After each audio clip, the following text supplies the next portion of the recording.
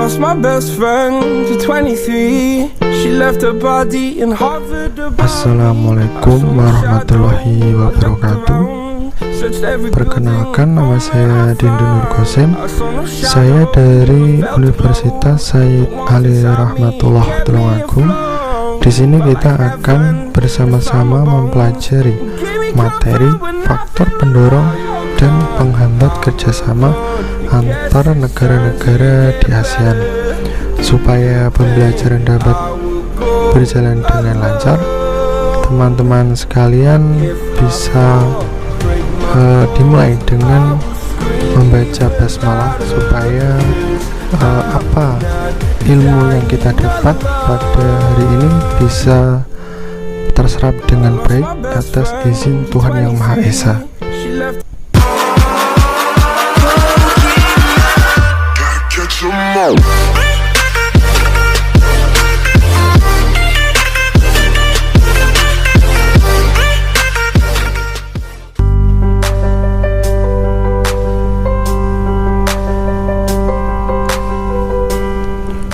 Untuk indikator pencapaian kompetensi kali ini ialah yang pertama, menjelaskan pengertian faktor pendorong dan penghambat kerjasama antara negara-negara ASEAN. Yang kedua, menganalisis bentuk-bentuk kerjasama dan perkembangan ekonomi, sosial, politik, maupun pendidikan. Yang selanjutnya, sebelum kita mengarah kepada faktor pendorong maupun faktor penghambat dari kerjasama negara-negara ASEAN, kita tentunya harus paham terlebih dahulu arti kata kerjasama. Secara umum, kerjasama bisa kita artikan sebagai bentuk kesepakatan antara baik individu maupun kelompok untuk mencapai suatu tujuan. Dalam hal kerjasama antara negara, bisa dikatakan bahwa sebagai bentuk kesepakatan maupun keinginan untuk mencapai tujuan bersama di dalam suatu kebernegaraan. Yang selanjutnya ialah faktor pendorong. Untuk faktor pendorong yang pertama adalah kesamaan dan perbedaan sumber daya alam yang ada di negara-negara ASEAN. Untuk kesamaan sumber daya alam, beberapa negara dapat mendorong terbentuknya kerjasama antar negara. Sebagaimana contohnya, beberapa negara yang memiliki penghasilan berupa minyak bumi untuk membentuk suatu kerjasama yang diberi nama OPEC. Nah, hal ini bisa dikatakan apabila memiliki sumber daya yang sama, maka dalam mencapai tujuan yang sama, apabila salah satu negara memiliki masalah, maka negara lain bisa membantu, misalnya dalam hal harga. Kalau di dalam pasar luar negeri itu harga tidak stabil, maka dalam rapat antar anggota OPEC bisa didiskusikan agar harga yang ada di pasar dunia itu bisa mendapat harga yang baik. Yang selanjutnya yaitu perbedaan sumber daya alam. Adanya perbedaan sumber daya pangan di setiap negara juga bisa melahirkan kerjasama. Misalnya, Indonesia mengekspor hasil pertanian ke Singapura karena di daerah Singapura minim akan lahan pertanian, dan sebaliknya Indonesia juga bisa meminta ekspor dari Singapura yang dimana Indonesia tidak memiliki atau tidak mampu untuk membuat sumber daya alam yang ada di Singapura. Yang selanjutnya yaitu Poin kedua, kesamaan dan perbedaan wilayah kondisi geografis. Karena kesamaan letak geografis, beberapa negara di suatu kawasan pada umumnya mengadakan kerjasama untuk menjaga stabilitas dan keamanan negara. Contohnya, negara-negara yang terletak di wilayah Asia Tenggara membentuk kerjasama melalui organisasi ASEAN. Nah, di dalam kesamaan wilayah tersebut untuk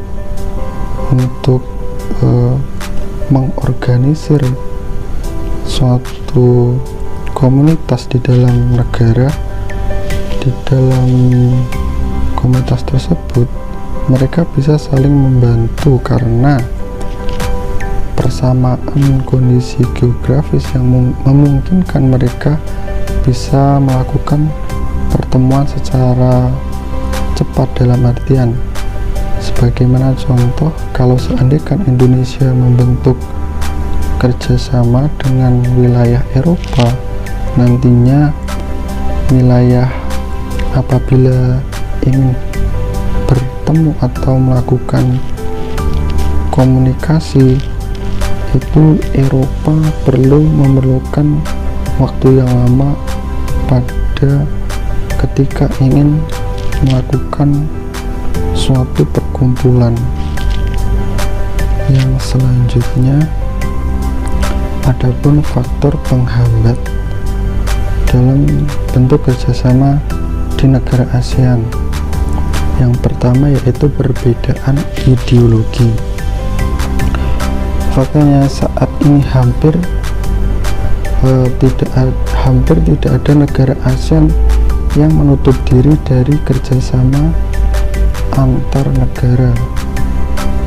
Maksudnya saat ini kebanyakan negara ASEAN itu memiliki visi misi yang sama, namun apabila ada ideologi yang berbeda ataupun memiliki visi maupun tujuan yang berbeda, maka faktor ini bisa menghambat adanya kerjasama di antara negara-negara ASEAN.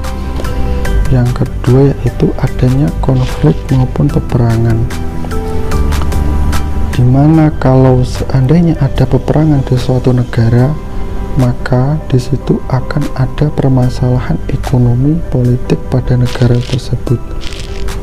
Secara logis, apabila ingin adanya kerjasama ataupun bentuk kesepakatan untuk saling menguntungkan, tentunya kita harus melihat negara tersebut merupakan negara yang bisa memiliki hubungan timbal balik ataupun tidak.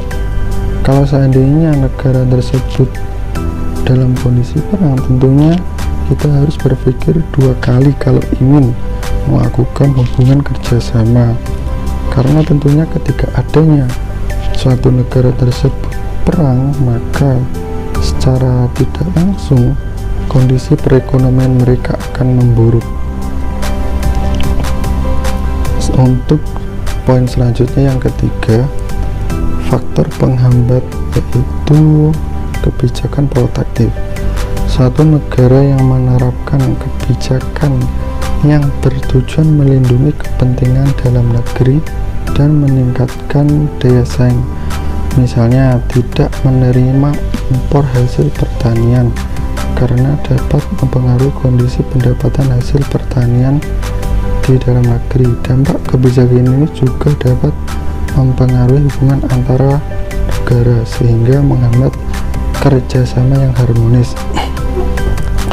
Misalnya saja, kalau seandainya negara kita itu membatasi masuknya